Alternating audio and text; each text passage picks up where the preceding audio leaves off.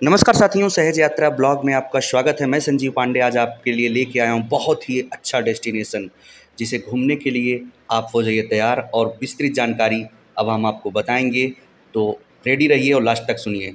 मैं आज आप लोगों के लिए लेह लद्दाख की वीडियो लेकर आया हूँ और अगर आप लेह लद्दाख जाने का प्लान कर रहे हैं तो ये वीडियो आप लोगों के लिए काफ़ी यूजफुल है और मैं वादे के साथ कहता हूँ कि ये वीडियो देखने के बाद आपको किसी भी और वीडियो देखने की आवश्यकता नहीं पड़ेगी। आप लोगों के काफ़ी प्रश्न होते थे कि सर हमको लेह लद्दाख जाना है तो कैसे जाना चाहिए, बाइक से जाऊं या फिर कार से जाऊं, कौन से रूट से मैं जाऊं जिसमें मुझे कठिनाइयों का सामना ना करना पड़े, होटल में रुकूं या फिर टेंट में रुकूं, कौन सा मेरे लिए उचित रहेगा, परमिट मैं कैसे निकालूं अगर मैं बाइक से जा रहा हूं या फिर मैं कार से जा रहा हूं, मेरे पास बुलेट नहीं है तो मुझे बुलेट कहां से मिलेगी और इसका भाड़ा कितना पड़ेगा, मुझे लेह लद्दाख मुझे कब जाना चाहिए, कितने दिन का मुझे यहाँ पे ट्रिप बनाना चाहिए और क्या क्या मुझे लेह लद्दाख लेके जाना चाहिए और अंत में ये भी जानेंगे कि हमको लेह लद्दाख पूरे जर्नी का प्रति व्यक्ति कितना खर्चा पड़ जाएगा। तो इन्हीं सारे प्रश्नों का जवाब आपको इस वीडियो में मिलेगा, तो बने रहिए मेरे साथ। एक एक करके सारी बातों को विस्तार पूर्वक मैं वर्णन करूंगा जिसमें आपको लेह लद्दाख जाने के लिए काफी सहूलियत मिलेगी। सबसे पहली बात करते हैं दोस्तों कि लेह लद्दाख आखिर खुलता कब है। दोस्तों लेह लद्दाख आपको जाने के लिए केवल 5 से 6 महीने का टाइम पीरियड होता है और ये 5 से 6 महीने हैं आपके मई से लेकर अक्टूबर तक। अक्टूबर के बाद हैवी स्नोफॉल होने के कारण लेह लद्दाख का मार्ग बंद कर दिया जाता है। लेह लद्दाख की ओपनिंग जो होती है वो अक्सर 15 मई के बाद ही होती है। हर साल ये डेट ऊपर नीचे होता जाता है। अब बात यहाँ पे आती है कि हमको इन 6 महीने में सबसे अच्छा सीजन कौन सा रहेगा लेह लद्दाख जाने के लिए। तो मेरा ये रिकमेंडेशन रहेगा दोस्तों कि आप जून से लेके जुलाई वाले टाइम पीरियड पे जाइए, क्योंकि अगर आप मानसून में जाएंगे तो आपको बारिश का सामना करना पड़ेगा और आपको लैंडस्लाइड की भी प्रॉब्लम होगी। और अगर आप सितंबर अक्टूबर में जाते हैं तो वहां पे स्नोफॉल भी हो सकता है जिससे रोड ब्लॉक हो जाएंगे और आपको हो सकता है कि उस बर्फ के ऊपर ही आपको गाड़ी चलाना पड़े। तो सबसे अच्छा जो समय है वो है जून या जुलाई। चलिए दोस्तों अब बात करते हैं कि हमको लेह लद्दाख कैसे पहुंचना है और किस रूट से मुझे जाना पड़ेगा। दोस्तों लेह लद्दाख जाने के लिए आपके पास 2 मार्ग हैं। पहला मार्ग तो यह है कि आप मनाली होते हुए स्पीति बाईपास होते हुए आप लेह जाएंगे। दूसरा मार्ग है दोस्तों आपका श्रीनगर होते हुए कारगिल होते हुए आप लेह जाएंगे। अगर मैं यहाँ पे दूरी की बात करूं कि अगर आप मनाली वाले रास्ते से जाते हैं लेह तो वो 450 किलोमीटर के आसपास पड़ जाएगा और यही अगर आप जम्मू होते हुए श्रीनगर होते हुए लेह जाते हैं तो इसकी जो दूरी पड़ती है आपकी ये आपकी 420 किलोमीटर की पड़ जाती है। ये 420 किलोमीटर की दूरी आपकी श्रीनगर से लेके लेह तक की मैं बता रहा हूँ। अब बात करते हैं दोस्तों कि अगर आप बुलेट वाले हैं या फिर अगर आप कार वाले हैं तो कौन सा विकल्प आप लोगों के लिए उचित रहेगा। देखिए दोस्तों अगर आप बुलेट से जाना चाहते हैं तो आपको लगभग 10 दिन का ट्रिप बनाना पड़ेगा। वही अगर आप पैकेज बुक कराते हैं या फिर आपकी खुद की कार है तो आप 8 दिन का ट्रिप बना सकते हैं, यानी कि 2 व्हीलर वाले 10 दिन का ट्रिप बनाएंगे और कार वाले या फिर पैकेज वाले 8 दिन का ट्रिप बनाएंगे। अब यहाँ पे बात ये आती है कि बुलेट से जाने के लिए हमको क्या क्या चीजों को ले जाना आवश्यक है उसको जान लेते हैं, फिर मैं आगे कार वालों के लिए भी कुछ बातें बताता हूँ। सर्वप्रथम ये कि अगर आपका खुद का बुलेट है तब तो आपको किसी भी प्रकार की कोई दिक्कत नहीं होगी। आप चाहे दिल्ली से आए, चाहे चंडीगढ़ से आइए या फिर देश के किसी भी राज्य से आइए, आप बुलेट से आसानी से लेह पहुंच सकते हैं बिना किसी तकलीफ के। दूसरी चीज ये कि अगर आपका बुलेट खुद का नहीं है और अगर आप मनाली से या फिर श्रीनगर से बुलेट लेना चाहते हैं तो आपको भाड़े में बुलेट मिल जाएगी।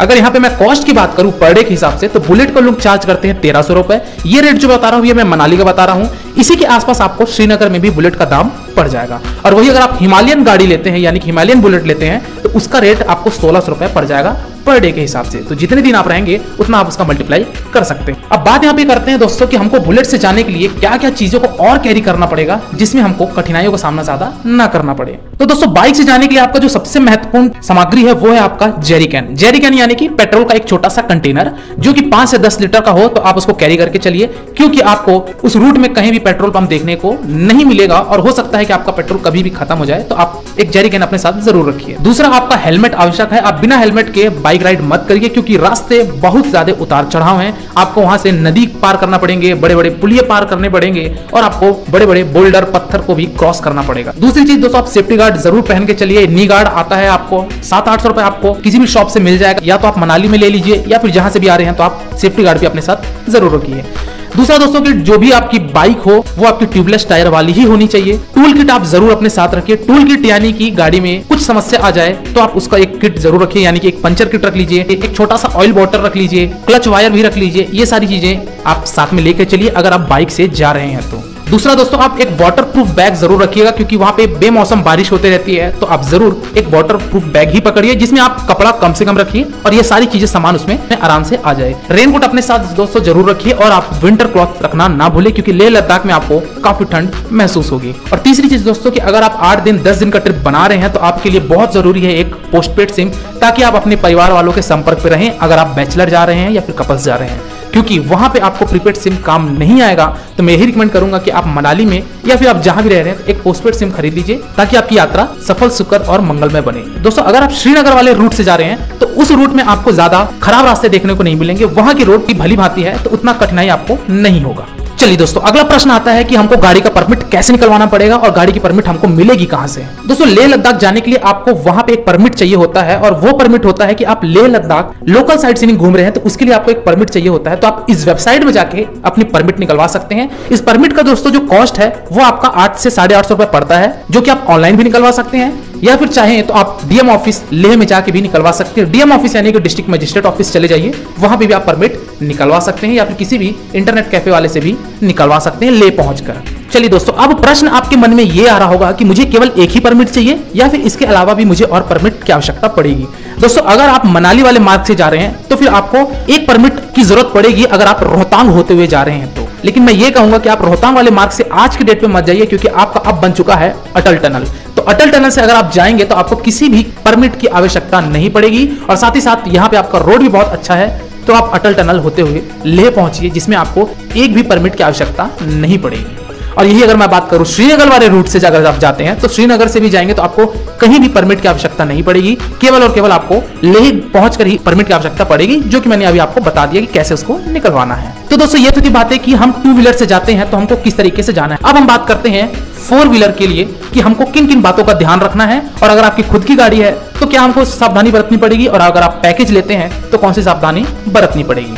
सबसे पहले दोस्तों, अगर आपकी खुद की गाड़ी है तो एक ही सजेशन दूंगा कि आप एक अच्छी ग्राउंड क्लियरेंस वाली गाड़ी पकड़िए। दोस्तों, अगर आप स्विफ्ट डिजायर या फिर कोई भी हैचबैक कार अगर लेके जाते हैं तो फिर आपको बहुत समस्या होगी, क्योंकि वहां पे आपको बड़े बड़े पत्थरों से पार होना है, नदी से पार होना है, ब्रिज से पार होना है, तो आपका ग्राउंड क्लियरेंस अच्छा होना चाहिए। यानी कि आपको एक बड़ी गाड़ी लेकर जरूर जाइए, जैसे कि आपका टाटा नेक्सॉन हो गया, महिंद्रा एक्सयूवी हो गई, स्कॉर्पियो हो गई, इको स्पोर्ट हो गई। ये सारी गाड़ियों का आप अगर चयन करते हैं तो आपको किसी भी तरीके कोई समस्या नहीं होगी। और रही बात अगर परमिट की, तो दोस्तों मैंने आपको पहले ही बताया कि अगर आप अटल टनल से जाते हैं तो भी आपको परमिट की आवश्यकता नहीं पड़ेगी, या फिर अगर आप श्रीनगर वाले मार्ग से जाते हैं कारगिल होते हुए तो भी आपको परमिट की आवश्यकता नहीं पड़ेगी। आप अपनी गाड़ी से बिल्कुल जा सकते हैं, और आप 8 दिन का ट्रिप जरूर बनाइएगा अगर आप कार से जाते हैं तो। अब बात यहाँ पे करते हैं दोस्तों कि मेरे पास कार नहीं है और मैं मनाली से या फिर मैं श्रीनगर से कार हायर करूंगा, तो मुझे क्या क्या चीजों का पालन करना पड़ेगा। सबसे पहले तो दोस्तों ये कि आपको एक चीज का ध्यान रखना है कि जो भी आप गाड़ी पैकेज के जरिए पकड़ेंगे तो पैकेज वाले आपके लेह तक आपको छोड़ेंगे, और उसके बाद आपको लेह का जो लोकल साइट सीइंग है, यानी कि लेह लद्दाख में जो भी जगह आपको घूमना है वो आपके टूर पैकेज वाले नहीं घुमाएंगे।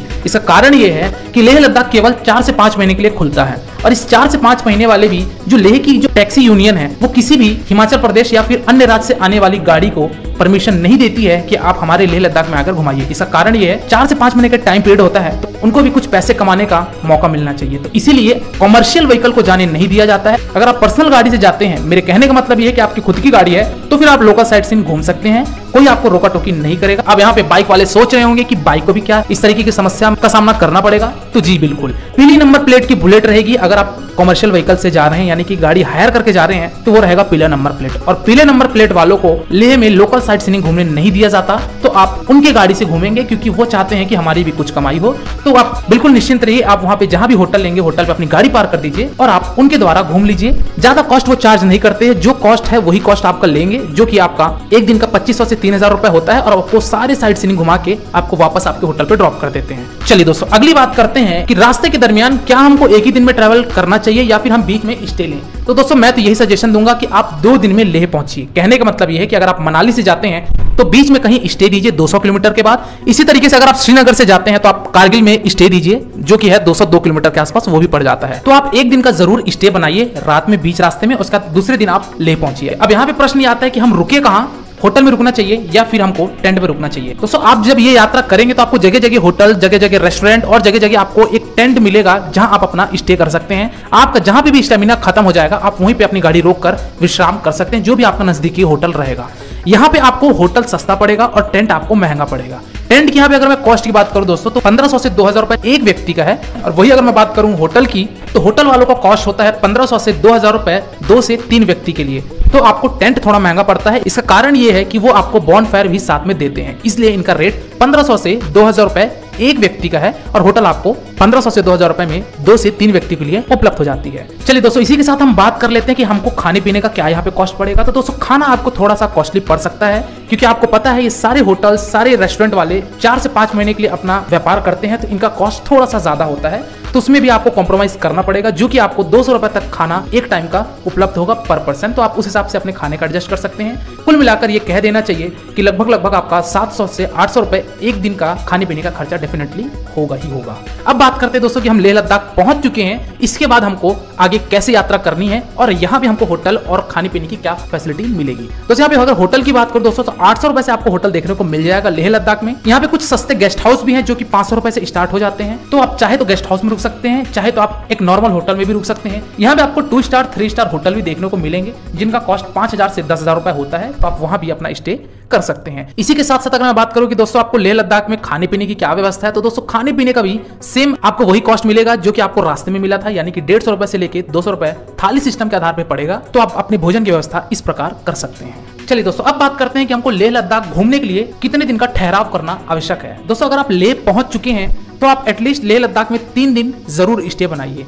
लेह में आपको डे नंबर 1 पे घूमना है वहां के लोकल साइट सीइंग, जिसमें आपको बहुत सारे लेह पैलेस, मॉनेस्ट्री, ये सारी चीज पे विजिट करवाया जाएगा। और अगर आप शॉपिंग में इंटरेस्ट रखते हैं तो लेह में आप शॉपिंग भी कर सकते हैं, वहां भी विजिट करके देखिए, शायद आपको कुछ पसंद आ जाए, वहां से आप शॉपिंग कर सकते हैं। और डे नंबर 1 में आप होटल में स्टे करिए। दूसरे दिन आपको जाना है दोस्तों पेंगोंग लेक। दोस्तों, पेंगोंग लेक अगर आप जाना चाहते हैं तो उसके लिए एक अलग से आपको परमिट निकलवानी पड़ती है। तो आप अगर टैक्सी से जा रहे हैं, यानी कि लेह लद्दाख के लोकल टैक्सी से जाना चाहते हैं, तो उन लोग खुद ही आपको ये सारी चीज निकलवा के दे देंगे। अदरवाइज आप चाहें तो डीएम ऑफिस में भी जाके निकलवा सकते हैं, या फिर किसी भी एजेंट को भी बोलकर भी निकलवा सकते हैं। लेह में बहुत सारे आपको एजेंट मिल जाएंगे। तो दोस्तों, आप पेंगोंग लेक जाइए, आपको काफी अच्छा नजारा देखने को मिलेगा। वहां का नेचर, वहां की ब्यूटी, फोटोशूट के पर्पज से तो बहुत ही बेस्ट प्लेस है। अगर आप ब्लॉगिंग करना चाहते हैं तो आप वहां थोड़ा बहुत ब्लॉगिंग भी कर लीजिए, ताकि वहां की मेमोरी आपके साथ हमेशा बनी रहे। और तीसरे दिन आपको दोस्तों जाना है नुब्रा वैली। दोस्तों, नुब्रा वैली भी जाइए, यहाँ पे आपको किसी भी परमिट की आवश्यकता नहीं पड़ेगी और यहाँ भी आप पूरा दिन यहाँ एक्सप्लोर कीजिए। यहाँ की भी ब्यूटी, यहाँ का नेचर, यहाँ का वैली काफी शानदार है, जो कि एक अलग ही आपको अनुभव प्रदान कराएगा। तो आप यहाँ विजिट करिए और चौथे दिन आप अपनी रवानगी ले लीजिए, चाहे आप कश्मीर मार्ग होते हुए आइए, चाहे आप मनाली मार्ग होते हुए आइए। अगर आप गाड़ी भाड़े पे लिए हुए हैं तो ये गलती मत करिएगा कि आप मनाली होते हुए गए और कश्मीर होते हुए वापस चले गए। खैर, ये कोई बताने की बात नहीं थी। एनीवे, चलिए दोस्तों, अगली बात करते हैं कि हमको अब कॉस्ट कितना पड़ जाएगा पर पर्सन। अगर हम कार से जाते हैं तो उनका कितना कॉस्ट पड़ेगा, अगर हम बाइक से जाते हैं तो कितना कॉस्ट पड़ेगा, पैकेज वाले कितना कॉस्ट लेंगे, इन सारी की बात अब कर लेते हैं। सबसे पहली बात करते हैं बुलेट वालों के लिए। तो अगर आप बाइक से जाते हैं दोस्तों तो आपका जो पर हेड का खर्चा है वो आपका 20,000 रुपए मैक्सिमम पड़ जाएगा, उसके अंदर ही हो जाएगा, लेकिन मैक्सिमम 20,000 पर पर्सन पकड़कर आप जरूर चलिएगा। चलिए दोस्तों, अब बात करते हैं कार वालों के लिए कि अगर आप पर्सनल कार से आ रहे हैं तो आपका कॉस्ट कितना पड़ जाएगा। दोस्तों, अगर इसमें मैं कॉस्ट इंक्लूड करूं, यानी कि पेट्रोल का खर्चा, रुकने का खर्चा, खाने पीने का खर्चा, आपके परमिट का खर्चा, इन सारी चीजों को अगर मैं इंक्लूड करूं, हार्डली 12 से 15,000 लगेगा पर पर्सन का, क्योंकि यहाँ पे आपका ट्रांसपोर्टेशन का खर्चा पूरा का पूरा बच जाता है। और एक गाड़ी में आप कम से कम 4 से 5 मेंबर रहेंगे, तो आपका खर्चा इसीलिए इसमें कम लगता है। यानी कि एक पर्सन का अगर लगभग कॉस्ट निकाला जाए तो 12 से 15,000 रुपए खर्चा होता है। चलिए दोस्तों, अब बात करते हैं कि ना ही आपके पास बुलेट है और ना ही आपके पास पर्सनल 4 व्हीलर है, तो आप करवाएंगे पैकेज। तो पैकेज का हमको कितना कॉस्ट पड़ जाएगा इसकी बात कर लेते हैं। तो पैकेज वाले जो आपका कॉस्ट लेंगे 8 दिन का, वो आपका पर हेड 25,000 रुपए के आसपास पड़ जाएगा। और इस पैकेज में वो आपको देते हैं ट्रांसपोर्टेशन, आपके होटल के खर्चे, आपके खाने पीने के खर्चे, प्लस आपके लेह में जो होटल रहेंगे वहां के भी होटल और आपके वहां भी खाने पीने के खर्चे, ये सारे कॉस्ट ऐड रहते हैं, जिसका फेयर आपका 25,000 से 30,000 रुपए पर पर्सन पड़ जाता है।